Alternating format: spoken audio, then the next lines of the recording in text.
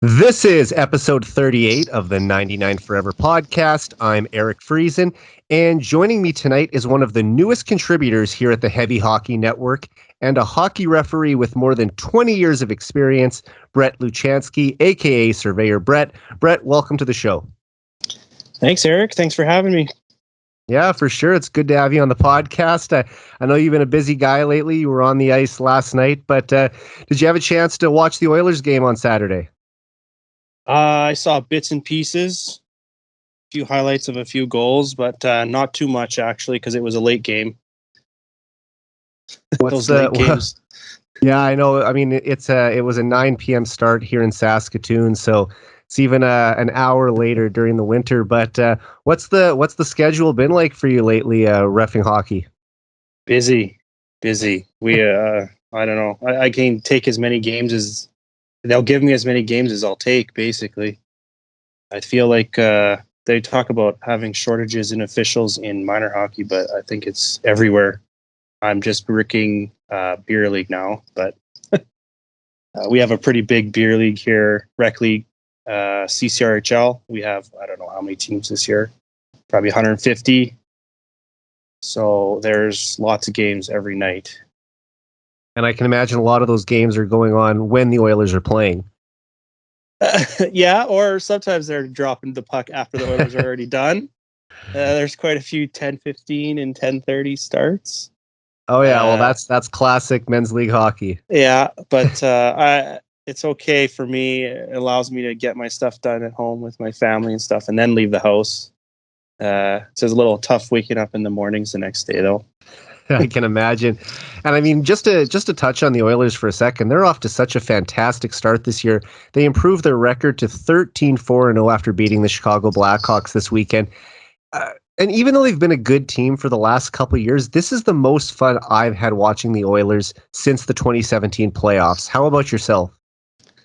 Yes, I think it's very fun. And I also think, I feel this year that even when they are down or they get down, I have confidence or think that there's a chance they could always do something and always bring it back. Like if they get down a goal or too early or even late in the second or even in the third period, I feel like they have a chance in pretty much almost every game.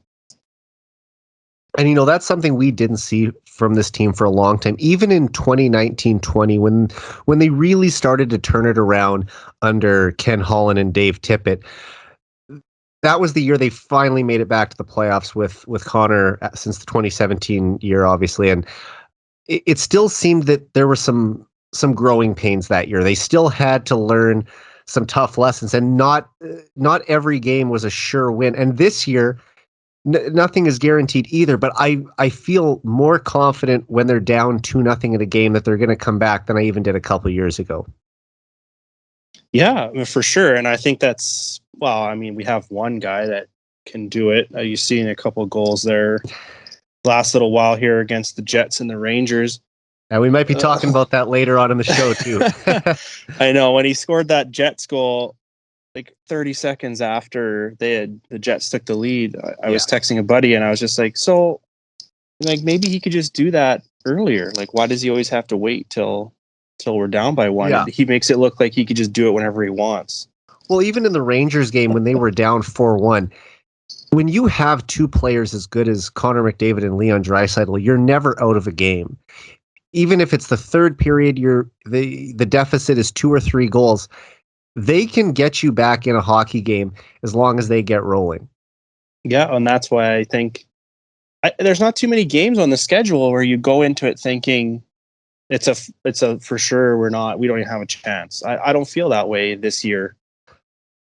Well, I mean, I know they do lose games, and they lose to some teams maybe they shouldn't, but there's not many games on the schedule where I think there's no chance. Yeah, the Oilers currently have the third highest points percentage in the entire league. So, you know, other than the Panthers and the Hurricanes, they should view every team basically at this point as a team that you're better than. And I mean, I don't know if the Oilers are going to be third place in the league when the season ends, but as of right now, they are one of the top 5 teams in the NHL.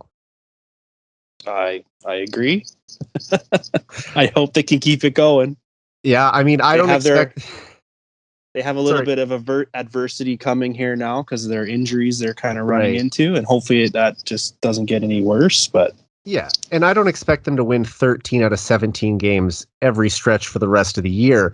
But the fact that they've got off to this strong start, I think, is going to carry them a long way, especially if they want to try and win a division title this year. Well, and how nice is it that you've banked, what is it, 26 points, 27 points, and now you have a little bit of an injury bug, but you've already banked 13 wins. I mean, injuries up and down the lineup, right? You've got your number one goalie and Mike Smith out, your number one defenseman and Darnell Nurse out. Derek Ryan had a concussion, though it sounds like he's coming back from that. But yeah, it's they've been banged up a little bit here and still managed to win those 2 games on their short homestand. Yeah, and imagine if they only had to beat one team out there every night instead of the refs and the other team, as some would say. I feel like you're alluding to some questions we're going to get to in a bit here. But I'll tell you what, before we talk more Oilers, let's just find out a little bit about your hockey background. You're a first-time guest on the show, and anytime I have someone on for the first time, I like to hear about how they got interested in hockey, how they became an Oilers fan. So let's just start there. When did you start playing hockey, and what made you want to become a referee? Well, I started playing hockey from the youngest age, like I think whatever age that is. It was called Timbits back then. I don't know what it's called now. I think they still have initiation. Timbits hockey, yeah. But so that and novice and Adam and then up to Pee Wee. But that was back. I think they changed the ages since then. But when I played Pee Wee, it was body checking. I played goalie for a few years as well. And I think at the end of Pee Wee, I just didn't want to play anymore. I think I got rocked around a couple times, got hit, got laid out. I don't know. I didn't want to play, and my parents kind of said, "Well, you should try this, or you should, stay involved. Go skate. You can make a few bucks too as a 13, 14-year-old. Reffing novice games is pretty lucrative, actually. Yeah, when you're that age, making, I don't know what they make now. God, I haven't reffed minor hockey in years, and especially novice games, but it's got to be $20-something an hour now. I don't know what ice hockey refs make, but a buddy of mine refs ball hockey for men's league, and he makes $20 a game. Right. Well, I mean, even when I was still doing minor, I know novice was, I think it was up to 20, and it was only an hour slot, like time slot. So, I mean, that's pretty good for a 13, 14-year-old, and it's all Absolutely. cash. So, I mean, that's kind of why I started it. And I just stuck with it. I almost quit in my second year after a game at this, I don't know how much you know Edmonton. It's called Tipton Arena. It's this little tiny I've heard of it. Shell. It's like, it used to be an outdoor rink way back in the day, and they put a roof, and so it's pretty crappy. The setup is not good. Like, you have to walk off the ice, through the penalty gates, then like down the hallway, which is the same hallway that the stands empty out of, right? Like, it's not an ideal design. But I mean, we see that all the time, even in new rinks. But so I was like 13 or 14, and I don't know what happened in the game. Like, I can't remember, but I was going down that hallway to get to the room, and I was like accosted by some mom, and like bumped into, how when people bump into you, like kind of on purpose with their shoulder, into your, like, I don't know, chest or whatever. She did that to me, to like a 14-year-old kid, and I don't know what she said. Sounded like a terrible game or whatever. And like, so I'm still 14. I'm getting picked up after the game, and I guess I was probably pretty quiet or whatever, and I didn't want to ref anymore. Oh, why? What happened? Like, everything's been going fine so far. And I told my parents what happened, and they actually they convinced me to keep trying, but they also got my ref assigner that for the zone I was in, Gary Greenow. he was a really good, excuse me, he was a really good assigner and like referee and mentor. He actually called me and like spoke to me for, I don't know, quite a long time and convinced me to keep going. And then ever since then, I never looked back. But I mean, it's amazing what happens to young kids at hockey arenas from adults that would be completely inappropriate and not allowed anywhere else in society, honestly. Yeah, that's really unfortunate to hear, and it sucks when the parents take it to that level where they're more into it than the kid actually is and taking it more seriously. It should never get to that level. The fun should always be the top priority, and I think that even at the highest level, and I've done some play-by-play for some high-level novice and Adam and Pee Wee tournaments, but it's it's just a shame to hear that. But I'm glad it didn't deter you, and you are still reffing all these years later. And no, now I'm just keep coming back now.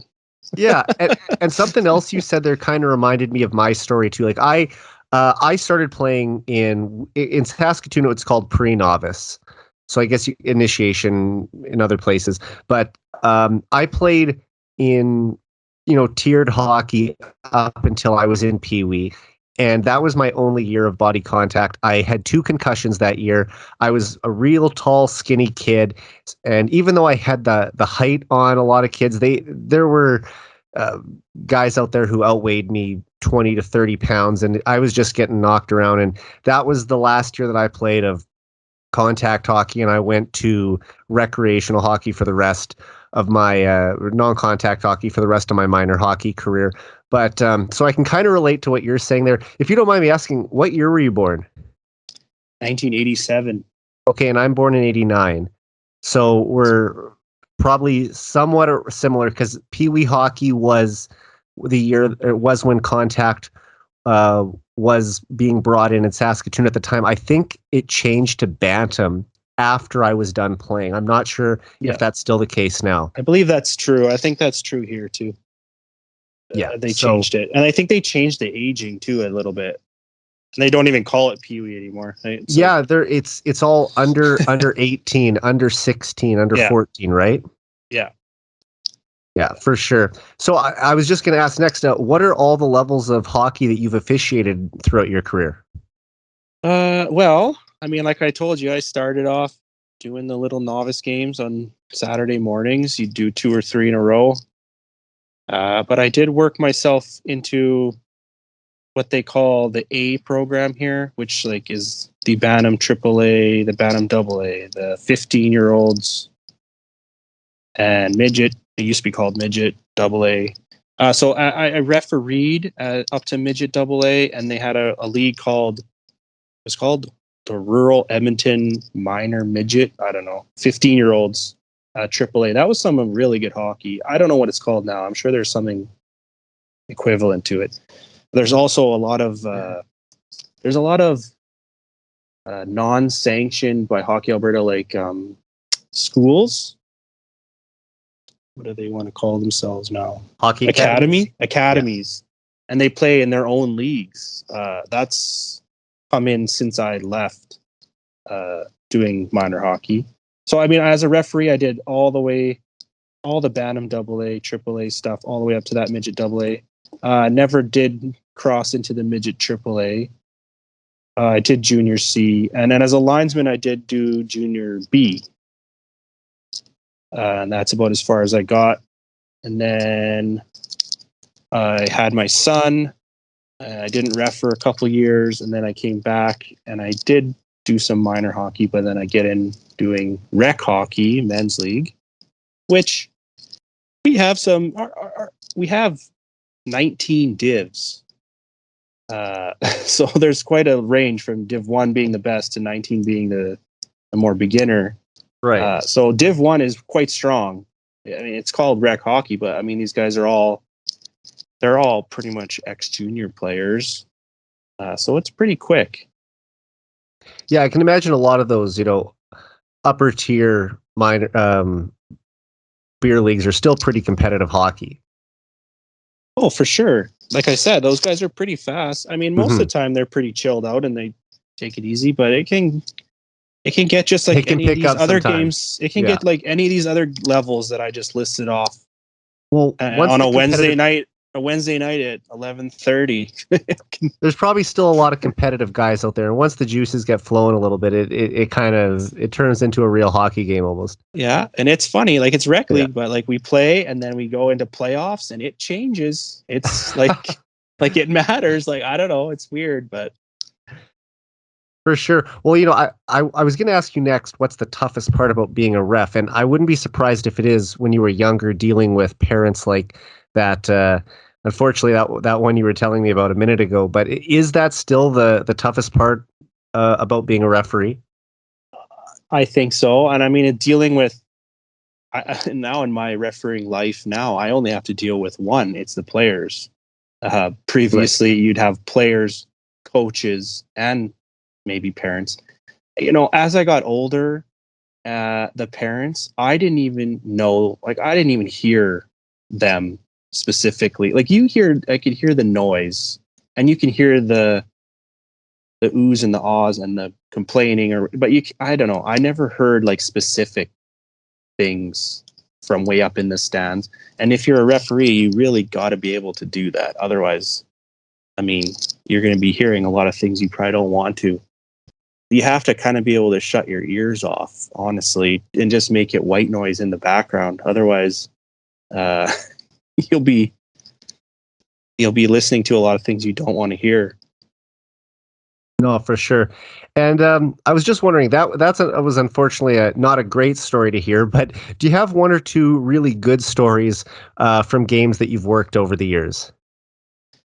Well, I have one story from Minor Hockey Week. It's a big tournament every year in Edmonton. Every team's in it from every tier, every division, every age group.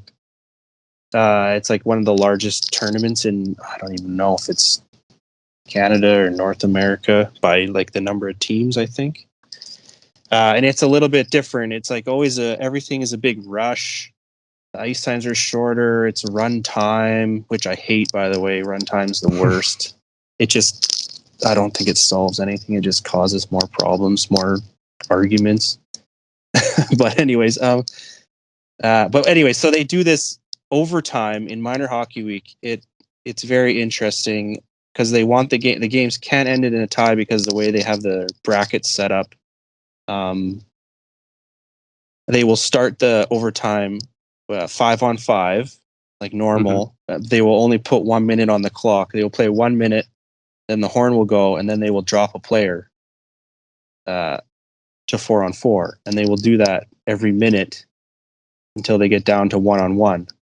Like one skater and a goalie versus one skater and a goalie, basically. Yeah. So most of the time, it does get down, maybe not to 1-on-1, but it does get down to lower numbers. So this game went to overtime. I believe it was a final. It was a pretty high level Pee-wee. I had to be 16 or older. I'm trying to remember, but I had to be 16 or older because I know I drove myself. And it's at one of those rinks. It's called the Coronation. It has pretty big stands, and they were pretty full. So it was loud. It was full. Like, there's the game probably ended the day before. There's the game going on after. We went to overtime. It went back and forth. We got all the way down to the 1-on-1. We have an offensive zone face-off. You could pull your goalie too, right? So the guy pulls his goalie. So now he's got two skaters against one skater and the goalie on the other team. Face-off goes down. Puck moves around in the corner. Guy passes the puck out. It's coming towards the defenseman, the one guy. Offensive guy comes down with two hands, smashes the guy's stick out of his hands. Puck goes by him to him. He puts it in the net. Right? So it's a goal, overtime goal. Everyone go crazy. Everyone empty the benches, throw your sticks on the ice, helmets, everything. And I'm standing there. I'm standing there with my arm in the air, gonna call the guy for smashing the guy's stick out of his hands. And I'm like waving it, but no one's paying attention to me because they just won the game. And they finally figured it out, and obviously we're not happy. And half the stands is like irate. And of course, in these rules, once you get down to that many players, if you take a penalty, like they're not going to take a player off the ice and make it 1-0. Mm-hmm. So it's penalty shot the other way. And you can imagine what happens next. Team that thought they won, the other team takes their penalty shot and they score. Obviously, it has to go that way. That's just how it always goes. Other team wins the final of minor hockey week, Pee Wee, or whatever it is that year. And so that was one where it was bad. It was, and that was another rink that I hate that rink. I never liked reffing there. And that one you have to come off and down the stairs, like right through the lobby to get to the hallway. That was a bad one. At least I had two linesmen. I had 2 linesmen with me on that one to get to the room. And basically, that must have been a tough one. Basically, change in the room and wait there for however long till everyone else went home. It's like, I don't even want to deal with the parents. No, well, because you got to walk back out the same lobby to get out of there. Like these rinks they don't think about that stuff. But that's the one. I have that one from minor hockey. I always remember that one. Yeah. No, that's. I mean, I don't envy you in those situations, and I mean, like my dad reffed hockey for 25 years as well, doing almost entirely men's league games, but he always wanted me to have a certain level of respect for refs growing up because of that. But it's just like, I think watching a lot of NHL hockey in recent years, it makes some of that admiration for officials go down a little bit. But for guys like yourself who are just out there, reffing games for kids, I mean, it sucks that it ever gets to that situation where you have to actually wait out these families until they go home so you don't have to deal with any of that nonsense. Yeah. Well, I mean, as a referee, you need to be like, you can be cordial and friendly with players on the ice and coaches and everything. And it's always good to try to start that way. But I mean, in the end, you have to make a call sometimes that people aren't going to like, and you're not going to be friends with everyone at the end of the game. Yeah, like you just have to accept that. Like it's just not going to happen. But you do hope that you can keep it to the game, and you don't have to make it personal. And if you ref that team again next week or next month, that you can start fresh again. For sure. And listen, man, it's been awesome to hear a little bit about your career wearing the stripes. Now let's hear about your life as an Oilers fan a bit. So we'll just start from the beginning. How did you become a fan of the team? I don't know. I don't have a specific thing. I think I just, I'm from Edmonton. I lived here all my life. So I think I was just, that was the team. That's the team in town. So, I mean, that's the team you're going to like, right? I think that's pretty much it. I mean, I've talked to some other guests over the years who have been from Edmonton, and they said, there was a time before the team really got back on track in the late 90s where liking the Oilers wasn't the cool thing to do, say in the mid 90s when they were really struggling. And then it seemed like once they made it back to the playoffs in 97, it sort of rejuvenated this fan base that sort of got its second wind after the dynasty. Yeah, because I mean, I was too young for the first ones there, all those first cups. Yeah. And then, I don't really remember them being, I was too young even to kind of remember them being terrible. I think you just like the Oilers when you're like, if you're 6 or 7, like you kind of know, you don't really know, you just like them. But sure.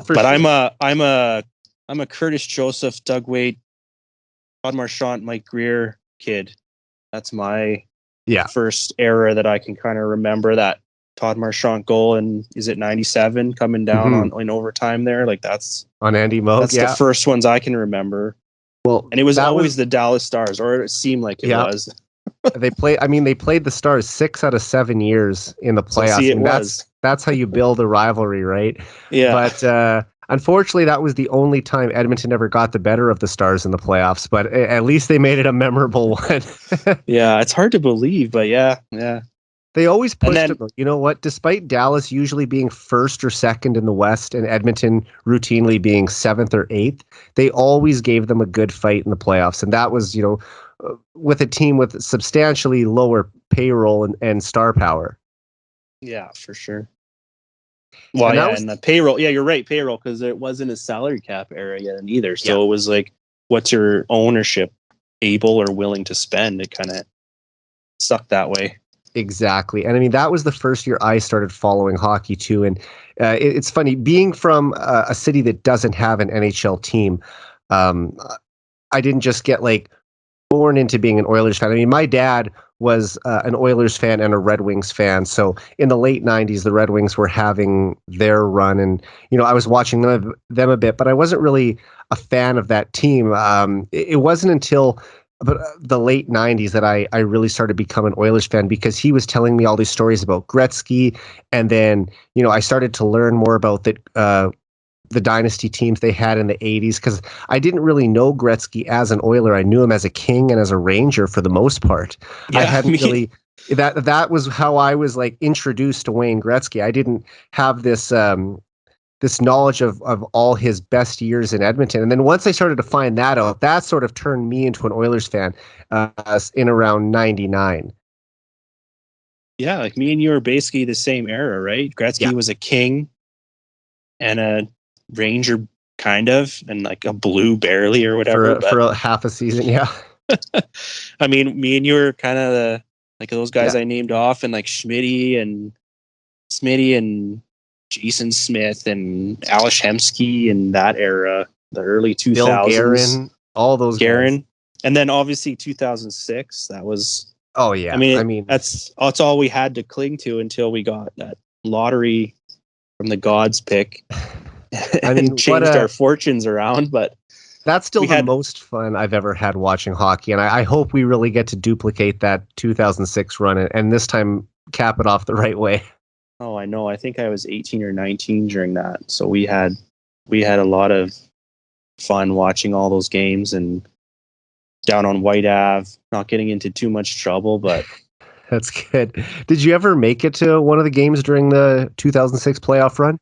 No, I never really. I know. I mean, I couldn't pay what the prices were. I can imagine. I never had any hookups or any season tickets or anything to get them even at face value. So it was kind of out. I didn't really try even, I don't think.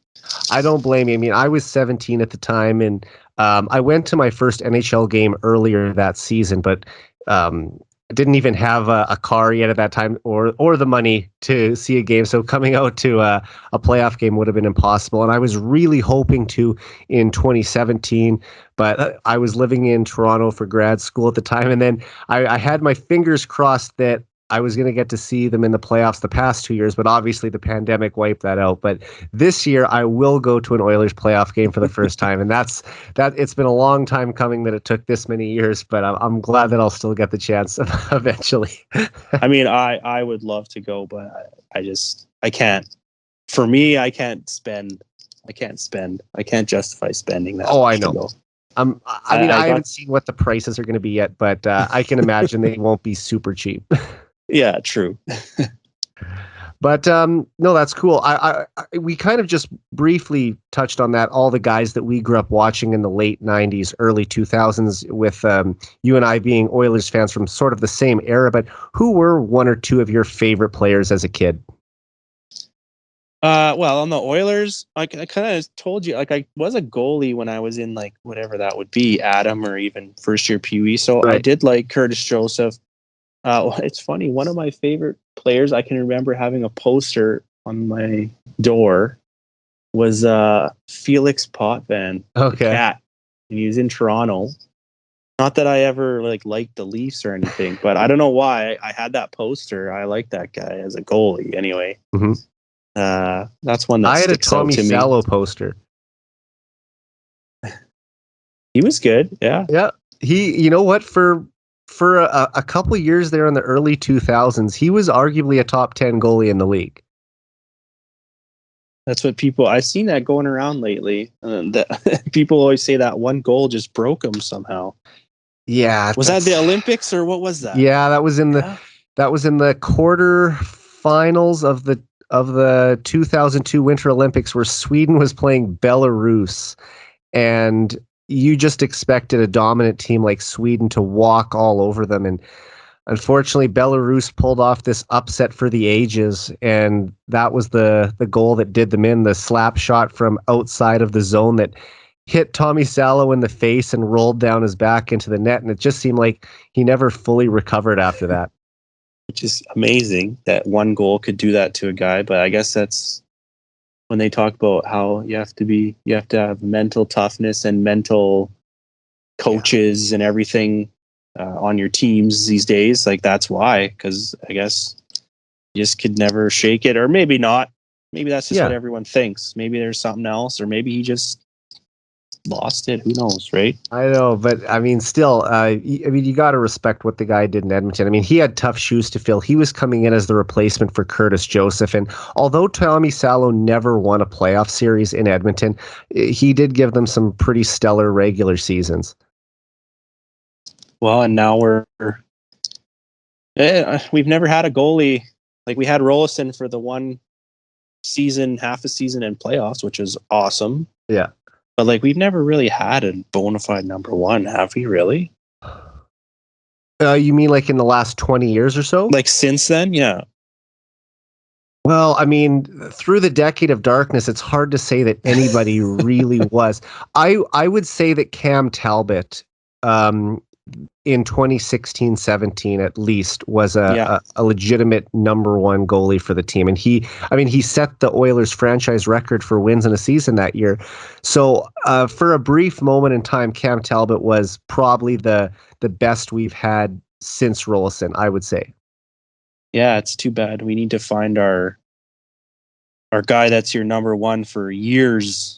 Plural. Well, maybe we have, and I think we'll talk about that a little later on in the show too. Do you remember your first Oilers game at Northlands Coliseum? I remember. I'll tell you the funny. There's only one thing I remember. I remember it was against the Jets, and I remember climbing the stairs and how long and how far up it went. We must have been. I think we were at the roof, whatever row that was, 50, 51. I remember going with my dad and my grandma. I can't believe she climbed all those stairs. Looking back at it now, how far up that was. I don't remember the score. I don't remember who won. I don't remember anything else. That's the only thing I remember is how high up we had to go. Well, the Jets left town in 96, so it was at least pre-96 then. So there you go. But I was a little bit older. I was 17 when I saw my first game. I actually remember the date. It was April 1st, 2006, and unfortunately, they lost to the Calgary Flames 4-1. Sean Horkoff had the only goal, but I did get to see George Larocque beat Chris Simon in a fight. So that was probably the highlight of the night. I mean, I think I went to the most of my games during the worst periods of the decade of darkness, after 2006. Oh, okay. Because I would buy tickets on StubHub and stuff back then. Me too. You'd buy tickets on StubHub and they'd physically mail you the ticket in an envelope. Yeah, I remember that. So I went to a lot. Shows how old school we are. That was the majority of my Oilers games because they were on good deal, good price. I could go. Yeah.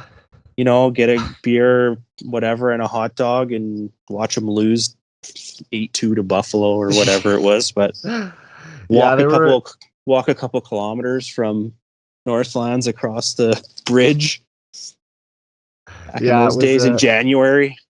It was pretty rough. I always stayed at the hotel right across the street at the Coliseum Inn. When I came to town, so I was only a quick walk and never had to worry about parking at the. And how was that hotel inside there? You know what? I've stayed there as recently as 2020. So it's Okay. just my most recent trip to Edmonton a couple weeks ago was the first time I'd stayed at a different hotel in several years. Now, I haven't stayed at the Coliseum exclusively, but it was the hotel that I stayed at most often when the Oilers were still playing at Rexall because it was Well, I so mean, close. But I mean, it's a dirt cheap hotel, but I mean, it's not the Ritz-Carlton or anything. That's for sure. it's just a place to sleep after the game, after you're done Yeah. going out or whatever, I guess, right? You're not spending Well, too much time there. yeah. Well, I'll tell you this. I remember it was my 31st birthday in January 2020. I came out and they beat the Predators 4-2 that night, and so that was a highlight. But my car didn't start the next day when I was supposed to drive home to Saskatoon, so I had a guy come out to try and get my car started. He was unable to do it, so I'm pretty much just stranded at the Coliseum, and I had to stay there for 4 nights until my dad was able to drive out from Saskatoon to Edmonton to get my car going and get me home. So I think that was probably the longest that anyone's ever had to extend their stay at that hotel. Well, except for maybe some of the regulars. Yeah, Because it's that's I don't know. And with no car and being right in, I know exactly what neighborhood that is. Like it, I don't know where you would be going. You don't want well, to see, walk too far away. you take it like I've never lived in Edmonton, so I don't know that area very well. But I remember when I was tweeting about that I was kind of stuck there. Some people were commenting that it wasn't the best area in town. No, So definitely not. so like I better just I need to eat, so I have to go across the street to the 7-Eleven at least to get food because I can't drive anywhere to go pick up takeout food or anything even. Yeah. So, And it was but before the days where you could order anything and everything you want, yeah, like and then delivery. I mean, right, and then a month later the pandemic hit, and I haven't been back since. But anyway, we'll move on from that. I just want to ask, what's your favorite memory of watching the Oilers, either on TV or in person?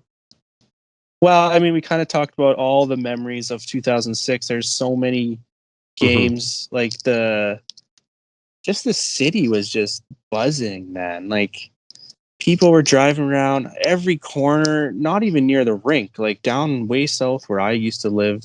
Like people just standing on the corner with signs and pom poms and people honking like everywhere you go. Everyone's listening to the game in their car or watching it somewhere or whatever. That was pretty cool. That whole time, I can't believe we missed it by one game. Like, geez. Yeah. But more recently, uh, as a dad, I took my son in January 2020. So right before, and I'm really glad we got to go before the pandemic Mm-hmm. started. I got to take him to his first game at his first game ever, and it was actually might have been my first time at Rogers to see an Oilers game. I'd gone to a few Oil Kings, I think, but Nice. we got to go and we went early and we went down by the glass for warm-ups, and then we went up and got a popcorn and a cotton candy. Man, at 6 years old at the time, it doesn't matter if it's Oilers or Yeah, I he don't know, doesn't know the difference. senior AAA and Stony Plain. As long as there's cotton candy and popcorn, like Yeah. it's all good. And they pumped the Coyotes that game, so he got to see lots of goals, and it was great. It was good. That's a good memory for me, and I'm really glad we got to do it before there was no fans for however long, and even now, lots of people might not want to go to a game yet. So, Well, I mean, the game I went to against the Predators earlier this month, the announced attendance I think was 14,400. So you're looking at over 4,000 empty seats in there. yeah. Well, and they I don't know, like on TV, you can't really tell. I mean, I can't really tell. I mean, you see a little couple empty seats that maybe they're more in the upper part that they don't see I on think that's TV. where But there were a lot. Like in the row that I was sitting in, there was maybe only 4 or 5 people out of the 12 seats in the row. So there's definitely some tickets that they were probably having a hard time selling up there, and hopefully that was just for uh, a Tuesday night game or something like that. Like, I figure on a hockey night in Canada, Saturday night game, that's going to get sold out. Like when I watched that game against the Blackhawks on Saturday, I didn't see many empty seats. And when Calgary came to town and the Oilers played them, I would imagine that games like that are still sold out, even if there's some people who don't want to come out to games yet. Yeah, for sure. I mean, I think there's enough people that are feeling comfortable enough to go. One thing for me though, it's price, man. Like, yeah, I got to go with my son because someone I work with, they know a person that has seasons tickets, and they were, they tried to sell them, but it was like getting down to like a couple days before, and so he just sold them to me for like cheap air quotes, like whatever it was, face value or even a little under, and so I got a good deal, and so I took my boy and we got to have a few snacks and watch the game. But I mean, I can't do it more than once a year or twice, maybe. Like, they're pricing themselves out of a lot of people too. Yeah. It's becoming definitely a luxury that, only people with some money can afford to go do. And I mean, I try to come out to 3 or 4 games a year, but even sitting in the upper bowl, you're still looking at about $120 a ticket. Mm-hmm. And then if you want to do and eat or drink anything, it's like right, astronomical. You almost have like I just go out for dinner before I come to a game. That you're still going to pay less at a restaurant than you would if you tried to have anything to eat or drink it there. Like even a bottle of water, a little 500 milliliter bottle of water, I think is $5. So I know, yeah, exactly. No, I can hear you on that. Well, anyway, man, that's awesome to hear more about your fandom, and let's transition into some Oilers related topics now. I think a good place to start is with Leon Draisaitl, the Oilers' leading scorer this year. He's leading the team currently in goals and points, and he's also the top scorer in the NHL right now, even ahead of Connor McDavid. And I think the most impressive stat is that he has 18 goals in 17 games. Now, is he going to continue to produce at over a goal per game for the rest of the season? That's probably unlikely, but he's just put himself in such a good position that it almost seems like a certainty that he's going to be in the conversation for at least 50 goals again and could try to win a Rocket Richard trophy. Just first off, what can you say about the season Draisaitl's had so far? Oh, I mean, it's been amazing. I'm so happy we got that guy. To compliment McDavid, I feel like every team, when you go back, like Pittsburgh had Crosby, Malkin, they always have that second guy, and right now the second guy's putting up just as many points as the top guy. But yeah, he can do it all. He doesn't do it with the flash, like McDavid scores those goals going through 4 guys, but I mean, he just quietly goes about doing his business. He's always in the right spot, never misses. He's, I always thought the Oilers never had that guy that could he gets the pass and he just snipes it and he doesn't miss very often.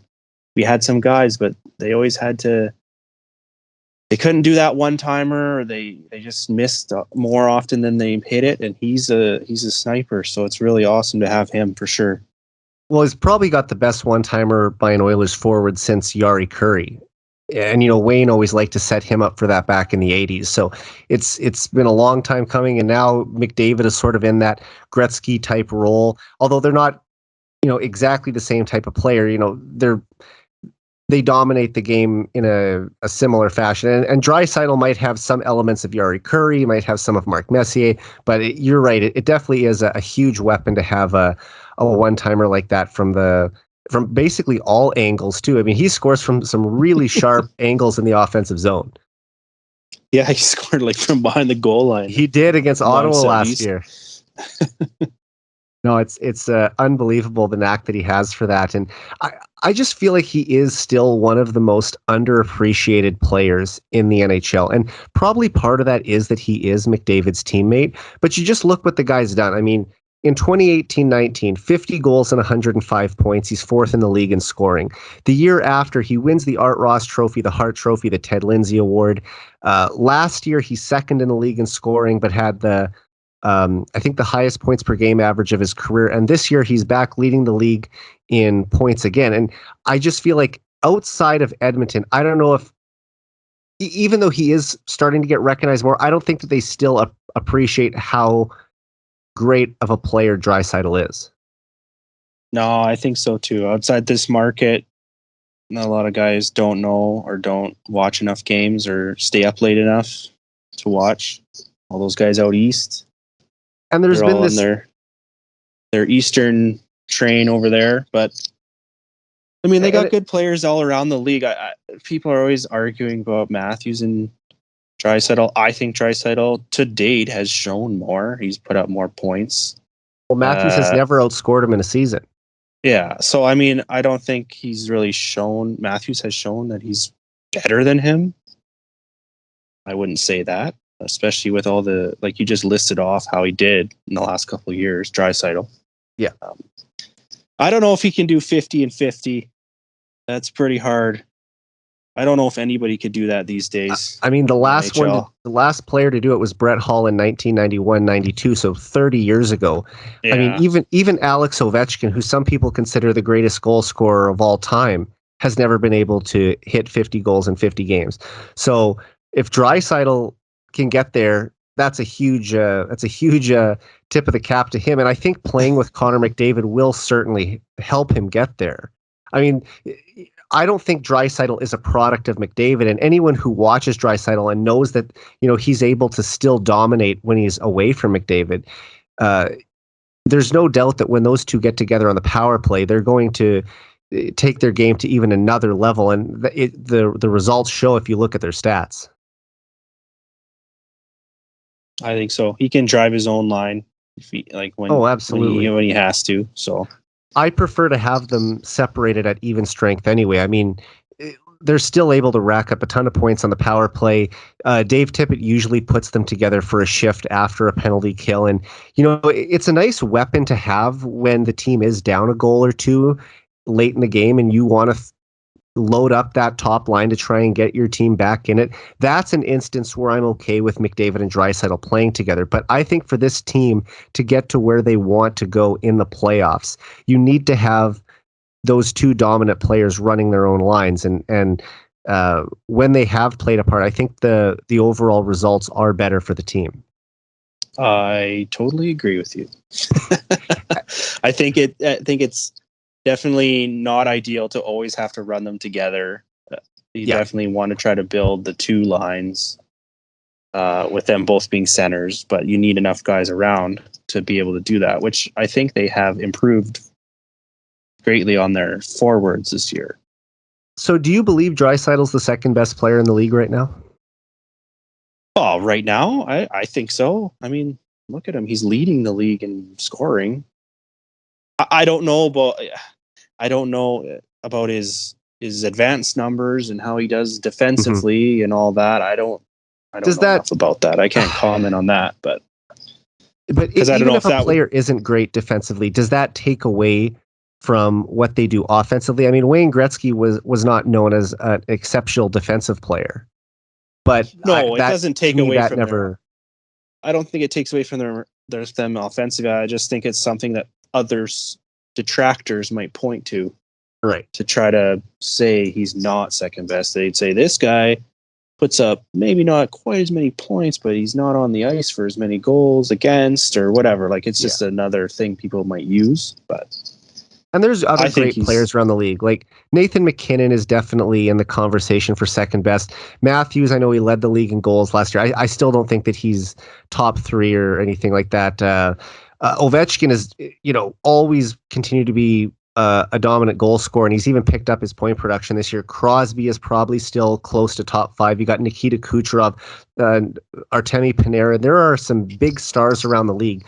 But I just think if you look at a sample size of the last 5 years, Draisaitl probably is the second best player. He's certainly the second most dominant offensive player. It's just it still goes back to what I kind of mentioned before. There's a bit of a McDavid attachment there, and I think that some people see how can Draisaitl be the second best player in the league when he plays with McDavid? Yeah, well, it's the same kind of thing of people saying like, how can McDavid not be the MVP of your team every year Mm-hmm. at the league every However, year? Like you can't if give it to anyone him every watched year. that team, yeah, but I mean, if you watch the 2019-20 season, the year after Connor came back from his injury, Draisaitl deserved to win the MVP that year. He was the Oilers' best player in 2019-20. Oh, I agree. I think he's great. I'm very happy Yep. that we drafted him. Whoever drafted him, good job. Was that Mac T or who was that? Who drafted Draisaitl or Yeah, McDavid? Draisaitl. Draisaitl was McTavish. McDavid was Peter Chiarelli. Yeah, good job, Trelly, on picking McDavid. I'm glad you did that one. Probably his best move as Oilers GM. Although you know what, as much of a hard time as Chiarelli gets, I do have to give him some credit for some of the draft picks he made. He did actually make some pretty good picks. So at least he didn't mess up completely everything that he touched while he was working here. And let's take the chance to move on to McDavid now. And I'm glad that I have you on because this is a real hot topic, not just in oil country, but around the hockey world. And I'm glad to talk to a hockey ref about this because this topic isn't going to go away. It's been discussed for years why Connor McDavid doesn't draw more penalties. And it came to light, especially during the playoffs last spring, where he was routinely mugged night after night against the Winnipeg Jets. And he couldn't draw a single call. He actually hasn't drawn a penalty in 8 consecutive playoff games going back to 2020. Last game against the Jets, not against the Jets, the Blackhawks, he drew 3 penalties in that game, and that was the first time since 2017 where he had drawn at least 3 penalties in a game. I just want to ask you, why doesn't McDavid draw more penalties in your opinion? Well, I mean, I think it's been said by a lot of people. It's I think they're definitely under the impression, or the referees are, that they really can't call everything against the guy because there'd be too many power plays, too many calls for one team. And I mean, I know people hate that, and I don't really like it either. But until I took it back to last year after the playoffs, like you mentioned, after the playoffs were done, they had their GM meetings and they have their owners meetings, and they discussed officiating at those meetings. And I mean, I don't know what was said in the meetings, but all that came out of it was what they didn't really argue. Like, they kind of said they are okay with how the game is reffed in the playoffs. And that what they wanted to look at was those cross-checking. They put out that cross-checking, which lasted for about 2 weeks. Which where the refs were calling. Yeah, I was just going to say, I don't think that's even in effect right now. The cross-checking crackdown. So I mean, I think it has to come from 32 other team owners and GMs, because like, what's going to change it if they're all okay with how it is officiated? I mean, fans can scream. It is gaining momentum. I think you said, Eric, like, I think we're seeing more people outside of the local market talking about it now. Like, I saw Friedman talking about it, and other people. So I mean, it is reaching. Wrote that article on it, and I'm glad that he mentioned it, because I think his voice does carry a lot of weight in the hockey world, and to have him call it out and say that this is ridiculous that McDavid isn't drawing more calls, I don't know if that's going to have an immediate change to how things go for him, but I'm glad that it's at least being acknowledged that mistakes are being made and that they have to try to correct this. Yeah, it is tough. Like, it is tough reffing. I'll take it back to I was reffing in Bantam AAA the year. It was the Tyler Benson, Sam Steele year. And so they were dominant, especially Benson was dominant that year for Southside Athletic Club. And so when you ref those games, you almost had to like, the defenseman and stuff, they earned their calls. That you had to make sure you caught the very egregious ones, which, going back to McDavid, I think he doesn't even get the egregious ones called for himself. Most of the time, no. So I mean, when I'm talking about Benson, was you try to catch the big hooks and the bad ones, but he had to fought through a lot of little taps and, I don't know, slash touches and slashes and hooks and stuff. And it just goes back to, like, you're trying to not completely squeeze the game as a ref. It's a very fine line to dance, and it's tough to do when there's one guy or two guys that are, like, way better than all the rest. And that's a case of a lot of times when McDavid and Draisaitl are out there playing against third and fourth liners, and they're allowed to do whatever they want to them without any repercussions because they know that the refs aren't going to call anything. Yeah, and it goes back to, like, a lot of people you see saying, like, what do you want your product to be? You want to dumb down the game to let the guys who aren't as good hold on to and stifle exactly your best players. And we're not just talking about Connor and Leon. No, all the it's players. Not just a McDavid problem. It's a star player problem around the league. McDavid might be the poster boy for it because he's the best player, and you would assume that the guy who has the puck more than anyone else and is the most skilled and most fastest player in the game is the guy who would draw the most penalties, but it's not the case. I mean, yes, he did draw 3 penalties against Chicago, but coming into that game, I believe he had drawn 5 penalties in the 16 previous games. So he's drawing about 1 call every 3 games on average prior to their most previous game. Well, and you got to think too, he's the guy that's on the ice the most. Yeah. And probably has, like, top possession numbers with the puck. Yet he's still most zone entries. Like, you'd think, okay, maybe he might not be the top drawer of penalties just because the refs, they can't call everything, blah, blah, blah. But he's got to be in the top 10. And he's nowhere close. I think they said he was 50. This season, I think he's 57th, but over the past few years, it's crazy. Per 60, it was something, I can't remember, ridiculous, like 260th in the league. Or I don't know.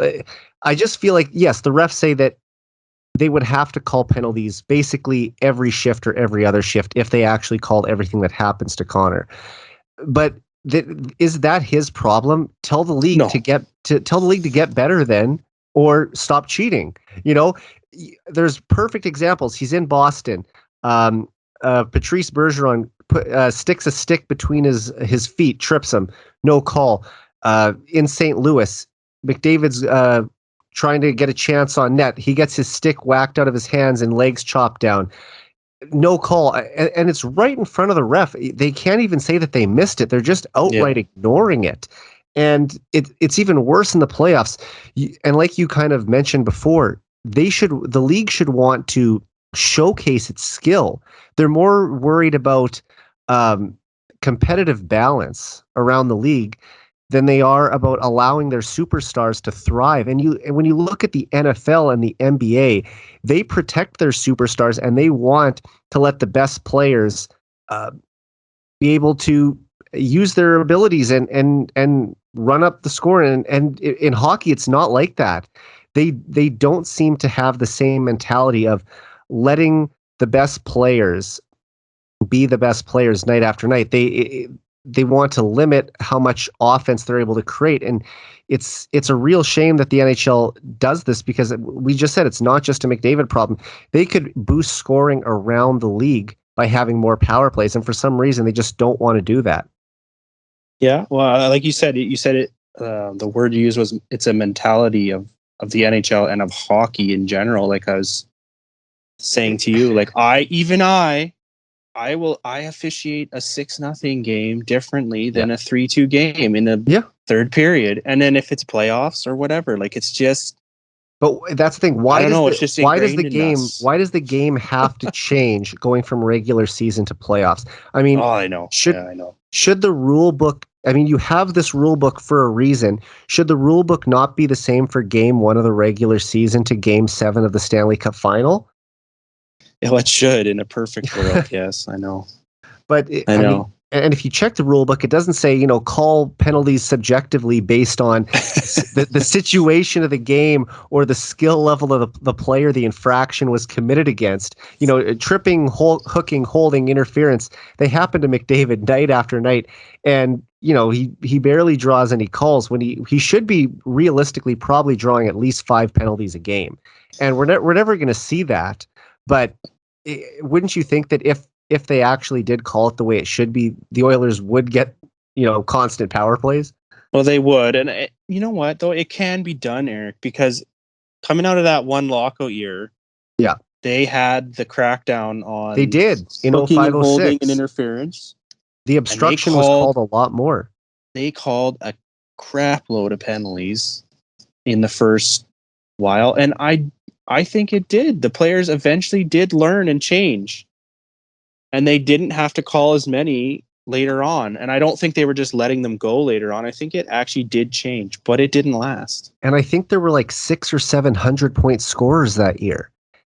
And, scoring was at the highest it had been since the early 90s. And all of a sudden the NHL said, no, enough of that. We have to crack down again and not call every little thing. But it just, well, yeah. I feel like the NHL wants to keep this mentality of it is a tough league. You have to fight through a lot of that. And it sort of leads me into what I wanted to talk about next, the whole John Tortorella thing, telling McDavid he needs to shut up about it.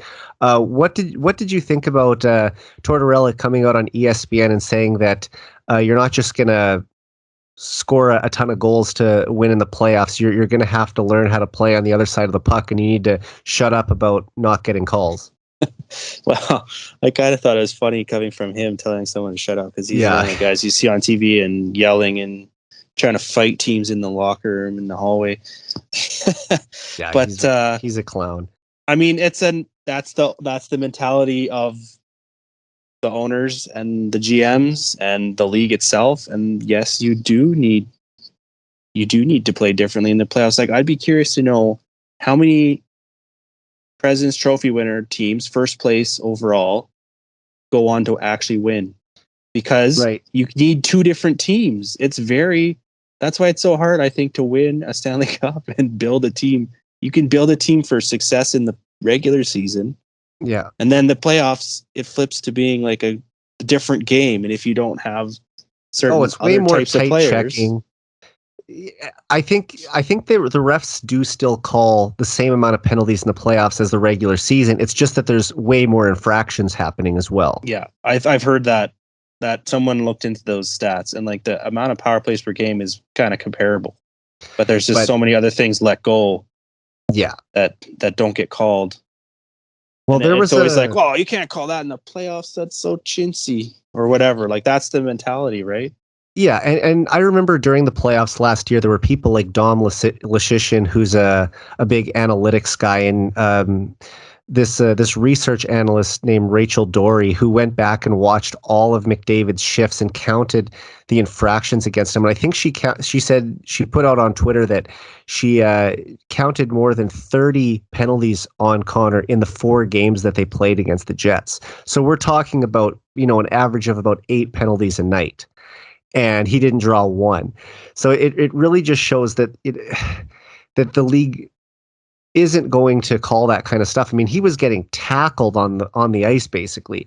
Yeah. And they wouldn't call it. So if they're not going to call that, what are they going to call it? And it's a real shame that the best player in the world, the most skilled hockey player maybe we've ever seen, has to adjust his game. Why should the best player in the league have to adjust his game for the playoffs, but a third or fourth liner playing on the Jets doesn't have to change anything? In fact, he can get away with a little bit more. Yeah. Yeah. I mean, it's tough. Yeah. I was ridiculous. Telling you, like, it's hard. It's hard because, like I was saying, like, I try to catch the worst ones against the top player in that year, where it was Benson and Steele. So you're talking about obvious trips when he has the puck on like a side breakaway or whatever, right. Like those kind of ones, you're not going to miss those. No, it's the little ones, maybe the little taps, or when he tries to go through. I mean, like, when you try to go through 3 or 4 guys, like, you can't expect them all to just move out of the way and let you go through. And he's successfully done it. So you're gonna feel some smacks on your shin pads, or maybe on your, you're gonna have to go through some stuff, and those are the ones that you might not call. But Yeah. The ones where he gets grabbed and spun around and falls down. And, I mean, people say, "Oh, he goes down so easy." Blah, blah, blah, but No. I don't know. It's hard to say. I think he's going so fast that when you interrupt his direction by tripping or hooking or getting in his way or grabbing him, that he does go down because he's moving so fast. Yeah, I mean, when a guy's skating 41 kilometers an hour at you, while stick handling the puck so fast and making these moves that you can't keep up with, I mean, you just worry about him, crashing into the boards on getting tripped by one of these guys. But you did mention earlier the two incredible goals he scored earlier this year, and I want to talk about those two now.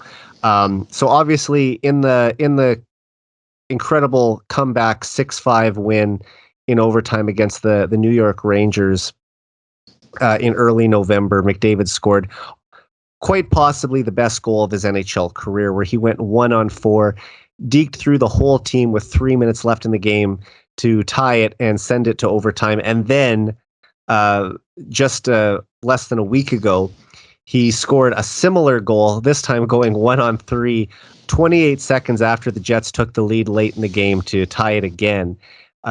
Just two unbelievable goals. Both are arguably top 5 goals that he's scored in the league so far. I just want to ask you, what goal do you think was better? And I mean, what can you say about the guy's ability to just do this seemingly at will? I mean, it's just unreal. Like, I watched the game. I'm sitting on my couch, and he does both of those, whichever one you want to look at, and I just sit there and go, like, that's just like, what? Like, how? Like, that's just amazing. Like, I don't understand. Like, he's just that much better than everyone else. Like, it's ridiculous. And look what happens when the Jets or whoever have to defend without cheating. I mean, the guy goes through, he makes one guy look the other way and fall over and go around two guys and dekes out was it Vezina last year? I think he won it 2 years in ago? 2018 or 2019, but he was the runner-up. He was the runner-up So, I mean, last those year. two goals, I don't know. I think the Rangers won because he did it from like no build-up speed. He was at the blue line. He had to wait for his teammates to clear the zone. Yeah. He kind of was working his way sideways, like across the blue line, parallel. And I mean, he's the only guy, I think, in the league that looks up and sees 3 or 4 guys and none of his teammates and says, I'm just going to go and try to score, and then pulls it off. I like the Rangers one, especially the Rangers one was the big comeback from down 4-1. I mean, the Jets one too, though. That's a big rivalry game to try to prove they can beat them, and better goal. It just got scored on. So, I mean, that one was pretty good too, but I go with the Rangers one, I think. Yeah, I agree. I mean, that these are both two goals that are going to end up on his career highlight tape when it's all said and done. And I think the incredible thing about Connor is that as good as those two goals are, I wouldn't put it past him that he's going to score a better one in his career yet. Oh, yeah. I mean, he might even score 5 that are better than that Rangers goal. He's had ones prior to this that are like similar, right? Like he had the Columbus one and other ones. So, I mean, it's not, that's the thing too. It's just like, this happens not nightly, but it happens a lot. Yeah. It's just, I'm so happy. We're so like lucky. Like we got that pick and then we get to watch him every night, every game. He truly is the reward that Oilers fans deserved after going through the decade of darkness. Yeah. Oh, yeah. If I could go back to 2007 when everything kind of came crashing down after the Ryan Smith trade, and someone told me, listen, the next 10 years are going to be really rough. The team is going to lose. The team is going to lose far more often than they win. But at the end of this, you're going to get arguably one of the 5 best players to ever play the game. I would say, you know what, sign me up for that, because it's worth all that pain and suffering if Connor McDavid is the prize at the end. And I mean, this is his 7th year. It's hard to believe it's already his 7th year in Edmonton. And the team is finally on the right track, and I think they're getting closer and closer to being a Stanley Cup contender. Obviously, we talked about they're 3rd in the league right now, and they just have to keep this up and keep building towards that ultimate goal. I just pray he's our Ovechkin, but it doesn't take as long. Yeah, I mean, and it can. Like it took Steve Yzerman 14 years. I think it took Ovechkin 13 years. It doesn't happen overnight for everybody. I think you see someone like Jonathan Toews and Patrick Kane get the cup in their 3rd year. Crosby and Malkin get the cup in their 4th year. And you just sort of expect like, okay, well, that's when superstars are supposed to win. They're supposed basically right out of their entry-level deals. They're supposed to be Stanley Cup contenders. But the issue is that the Oilers in 2017 or 2018 didn't have a prime Duncan Keith or Brent Seabrook on the back end. They didn't have a Chris Letang or the supporting cast that they had in Pittsburgh as well. So the Oilers were basically starting from scratch, and they've had to build this team up. And yes, there are some parts that were there before McDavid got there, like Darnell Nurse and Ryan Nugent-Hopkins and players like this who are top contributors. Jesse Puljujarvi is developing into an impact player, but they've slowly had to start putting this team together piece by piece. And I think Ken Holland, in his 2.5 years on the job, has done pretty well.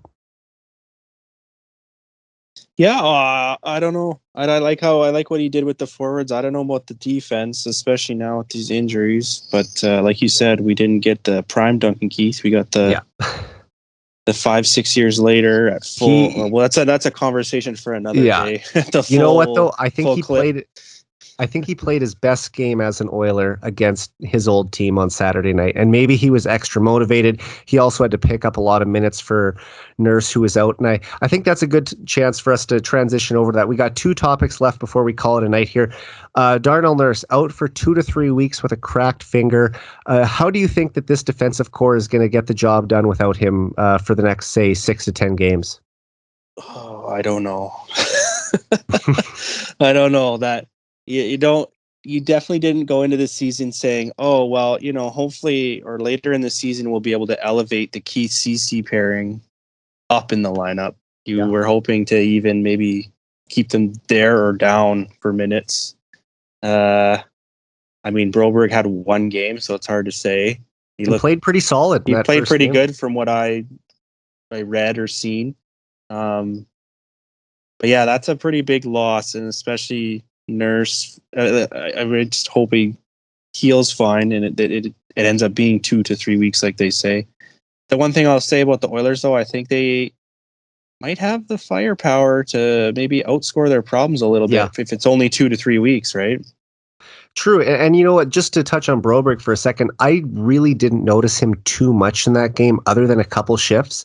And I think for a 20-year-old kid playing his first NHL game, if you didn't notice him much, that probably means that he didn't make too many mistakes. Yeah, so I think that's a pretty good sign. Aside from that, eventually you want him to become that solid second pairing left shot defenseman behind Nurse. He's not going to be that overnight, but it takes defensemen a little longer to develop than forwards. We'll see where Broberg is 5 years down the line. I mean, you look at Oscar Klefbom when he was at his best in 2016-17. That was coming up on 6 years after he was drafted. We're only 2 years in for Broberg, so I'm interested to see what he's going to be like in his mid-20s. It's just a matter of getting there. And if he does have to go back to the AHL when Nurse is healthy, that's fine too, because I figured he'd spend at least 30 to 40 games there before he got a call up anyway. And I think a lot of people were kind of surprised to see him get called up. That was before the Nurse news came out. Yeah, they thought it was Cuckoo went down, and people were kind of thinking that Broberg would have just stayed there all year. They would have called up Legason, but Broberg's been their best defenseman. He has absolutely been the best defenseman for Bakersfield so far this year. He hasn't scored a goal yet, but he had 10 assists in 13 games, which ranks him second among rookie defensemen in that category. So to have a guy who's making his AHL debut and putting up close to a point per game. That's pretty impressive. So I think that he would have got a call up eventually, but I didn't see it before, say, the Olympic break. Well, I mean, I guess injuries will do that. Yeah. You kind of get desperate when And you go with what you have. And who would have thought that Cody Ceci would be like our most relied on veteran defensive presence back there before the season? But that's who we're going to be relying on in the next couple of weeks. Cody Ceci is going to have to play a big part, and it's going to be. I think this team is going to have to get it done by committee. They don't have one guy who can take on Nurse's 26 to 30 minutes a night, game after game, but if everyone's minutes are elevated and they're kind of evened out, and you have to shelter guys too, right? Like give players like Broberg as many offensive zone starts as you can, and don't put him in a situation where he's going to have to be defending a lead late in the game, taking defensive, being on the ice for defensive zone draws. They can do things to sort of give him the best chance to succeed as well. Absolutely. And I don't know about you, but do you doubt that the Oilers can maybe outscore their problems for get a few wins that way? Yeah. I mean, the schedule, at least the schedule this week, they've got Dallas tomorrow night. And, Dallas is a 500 hockey team. That's a game you'd like to win. Then they've got Arizona the very next night. That's the worst team in the league by a mile. So you'd hope to get both of those games. And then if you wrap up the road trip playing Vegas.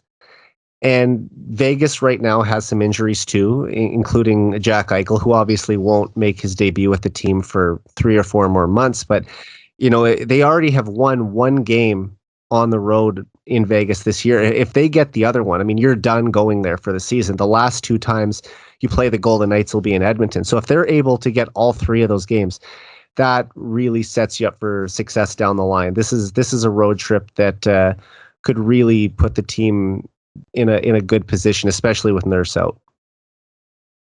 Oh, I hope so. I said it was too, good. Buddy. I was glad they've banked all these nice early wins. Now you run into a 2-3 week stretch where maybe you can go 500 even. You've got those points in the bank at least.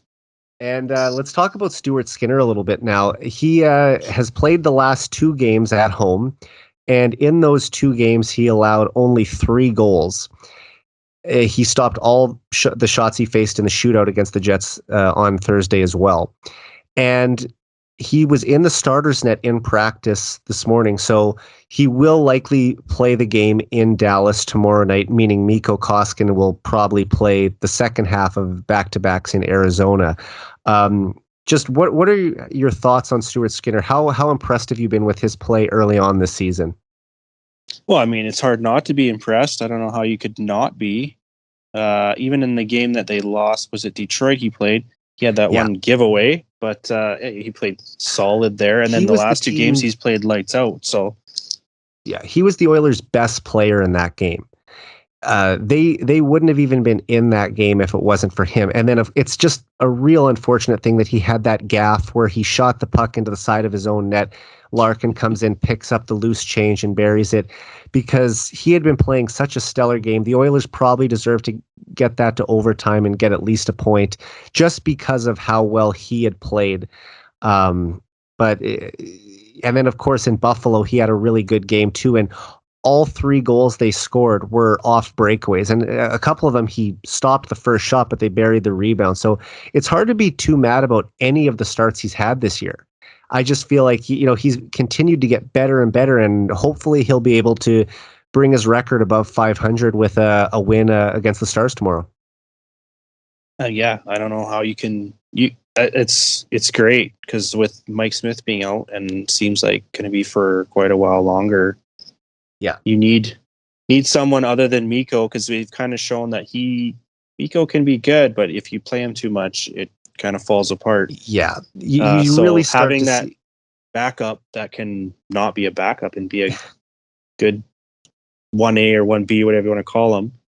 I mean, look at the Blues that year. They called up Binnington from the AHL, and the rest is history there. I'm not saying that Stuart Skinner is going to be Binnington, but I mean, if he can play well and I mean, man, if he plays this well and he's on a heater this whole time, when Mike Smith does come back, man, that makes decisions hard for coaching staff, because I know Tippett loves himself some Mike Smith, but if you've got Stuart Skinner being amazing, but what do you do with Mikko? You can't send that guy anywhere. So I don't know. I do agree with you. The quality does start to fall out of Koskinen's game the more he plays. But I was worried when Mike Smith went down in the third game of the season how they were going to be able to survive this, because Koskinen didn't inspire a lot of confidence in this team last season. And then you look at how he's played this year. He's had some very stellar performances, but then he's also had some bad performances. And it just seems like the games where he is bad, he lets in one of those back-breaking goals early in the game, and it just, kind of deflates the team, and they're chasing the game from there. But hopefully with Skinner being able to play more, and if they can at least split the starts, that will benefit him. And you mentioned the whole Binnington thing. I mean, that's a dream scenario. If Stuart Skinner could come in, can you imagine, and lead the team to a Stanley Cup in his rookie year? He'd be a hero in this town forever. But just to even develop into even the backup, the full-time backup here, that would be a big story, because this is the last year the Oilers can send him down to the minors without having him to clear waivers. So next year he's on the team for sure. He's either your starter or your backup, because you can't afford to lose this guy that you've been developing for the past 5 years.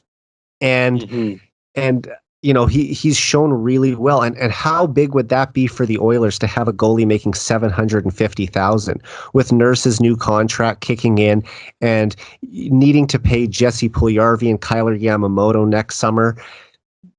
Having a goalie making that small of a salary would be a huge win for the Oilers. They need a value contract like that.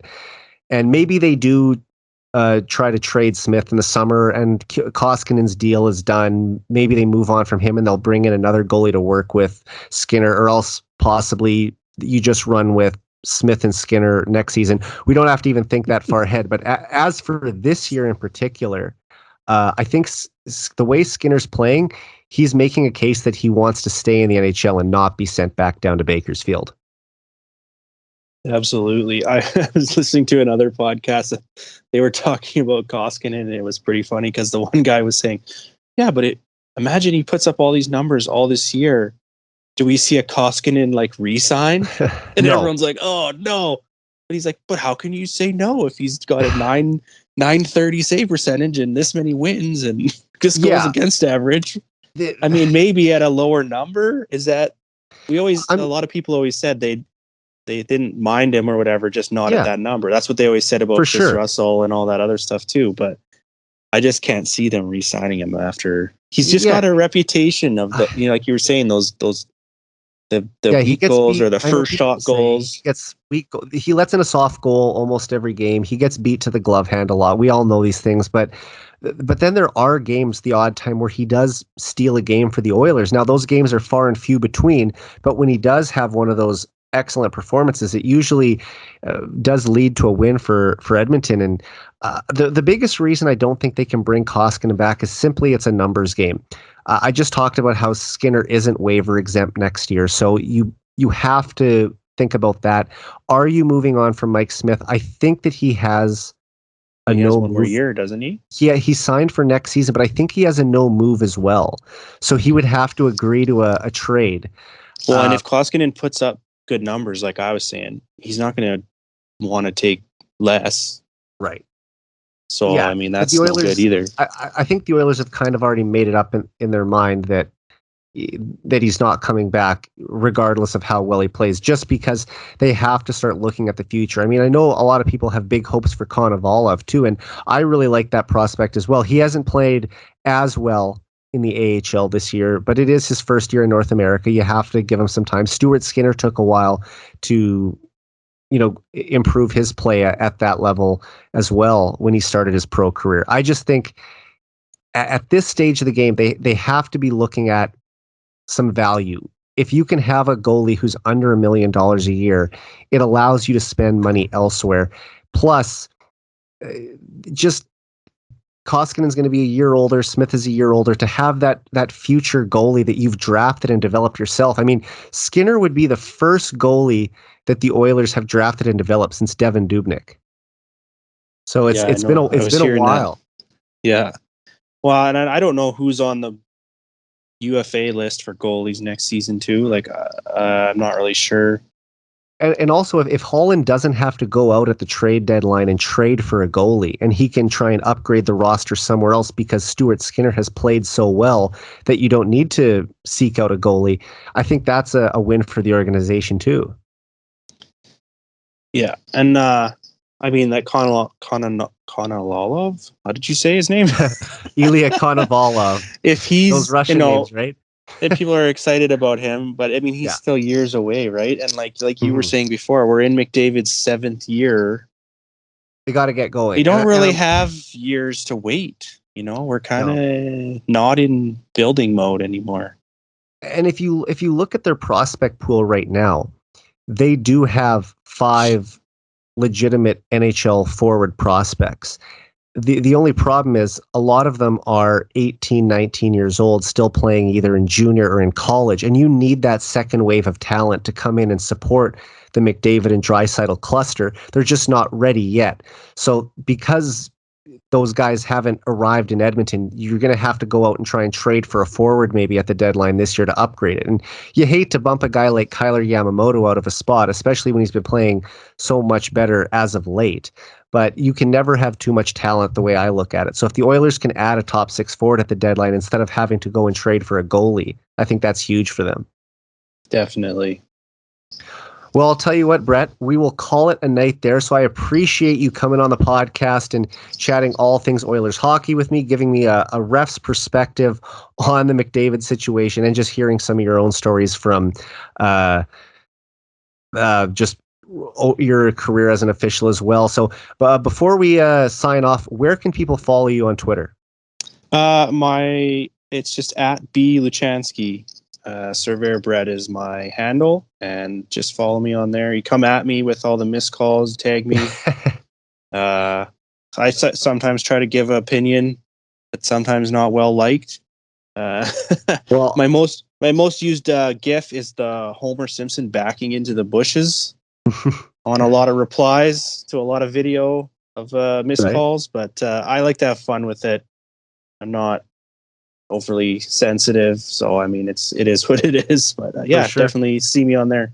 And we really appreciate having you as one of the newest writers at heavyhockey.com. I enjoyed your first post, An Official's Take, and I was actually, as the editor of the website, lucky to be, I think, the first person to read it. So that was that's one of the benefits of the job. And do you have another article coming out for us in the next little while? I don't have anything in the works right now. I mean, there's all the McDavid stuff. Maybe if I get a chance to sit down and go through some of it, all those numbers and drawn calls and missed calls, and, compilations of all the missed calls, I could maybe write something up on that. But I've been waiting for something big call to happen to the Oilers. They haven't really had any. It's a lot of little things. They haven't had anything too crazy as far as suspensions or big hits or disallowed goals in the last 20 seconds or something like that. So, well, the good thing for writing, I mean, the unfortunate thing as an Oilers fan, but the good thing for you writing it is that McDavid not getting calls is always going to be a timely topic. So whether you write it a week from now, a month from now, or a year from now, there'll always be tons of material out there. But anyway, thanks again, man. I appreciate you coming on the podcast tonight, and I hope you'll be back sometime. Okay, man. Thanks for having me. All right. So for Brett Luchanski, I'm Eric Friesen. This has been the 99 Forever podcast. We're out. Heavy hockey isn't dead. It's just getting started.